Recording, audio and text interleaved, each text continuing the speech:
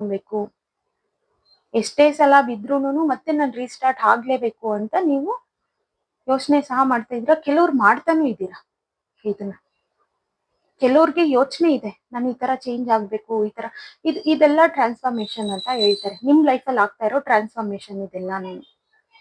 ನಿಮ್ self growth ಕಡೆ concentration ಮಾಡೋದು, ನಿಮ್ ಕೆರಿಯರ್ ಕಡೆ ಕಾನ್ಸಂಟ್ರೇಷನ್ ಮಾಡೋದು, ನಿಮಗ್ ನೀವು ಚೆನ್ನಾಗಿರ್ಬೇಕು ಅಂತ ಕಾನ್ಸಂಟ್ರೇಷನ್ ಮಾಡ್ಕೊಳ್ಳೋದು, ನಿಮಗ್ ನೀವು ಕೇರ್ ಮಾಡ್ಕೊಳ್ಳೋದು.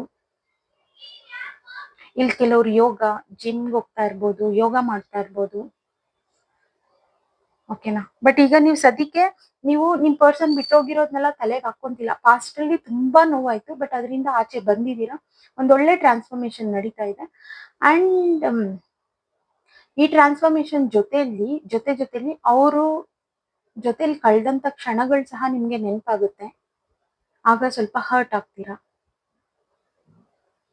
ಈ ತರ ಆಯ್ತು, ಆ ತರ ಆಯ್ತು ಅಂತ ಯೋಚನೆ ಮಾಡ್ತೀರಾ. ಕ್ಲಾರಿಫೈ ಮಾಡೋಣ.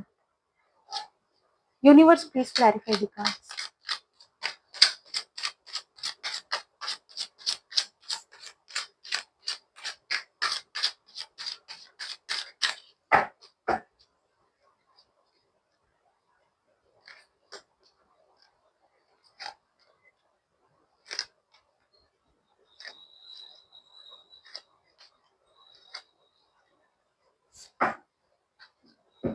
ಪಾಸ್ಟ್ ಅಲ್ಲಿ ನಿಮ್ಗೆ ಅವ್ರು ಬಿಟ್ಟೋದಾಗ ಎಷ್ಟು ನೋವಾಯ್ತು ಅಂತಂದ್ರೆ ನಿಮ್ಗೆ ಒಂದ್ ಆಲೋಚನೆ ಮಾಡಕ್ಕೂ ಆಗ್ಲಿಲ್ಲ, ಅಷ್ಟು ಪೇನ್ ಆಯ್ತು.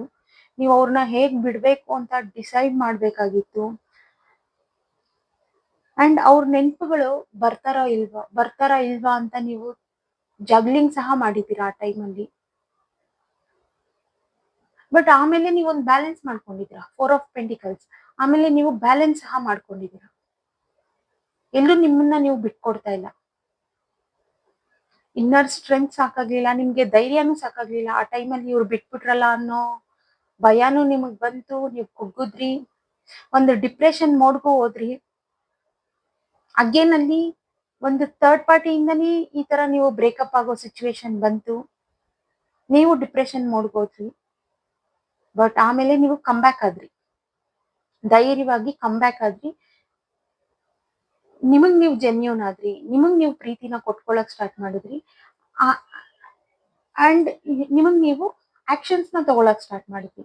ಬಟ್ ಇಲ್ಲಿ ತುಂಬಾ ಜನ ಅವ್ರ ಲೈಫಲ್ಲಿ ಅವರು ಫಸ್ಟ್ ಮಾಡಿದ್ದೇನು ಅಂತಂದ್ರೆ ಜಾಬ್. ನೀವು ಡಿಪೆಂಡ್ ಆಗಿದ್ರಿ ಅಂತ ಅನ್ಸುತ್ತೆ. ನಿಮ್ ಪರ್ಸನ್ ಮೇಲೆ ನೀವು ಡಿಪೆಂಡ್ ಆಗಿದ್ರಿ ಅಂತ ಅನ್ಸುತ್ತೆ. ಬರ್ತಾರೆ, ಮದ್ವೆ ಆಗ್ತಾರೆ, ಅವ್ರು ನೋಡ್ಕೊಳ್ತಾರೆ ಅನ್ನೋ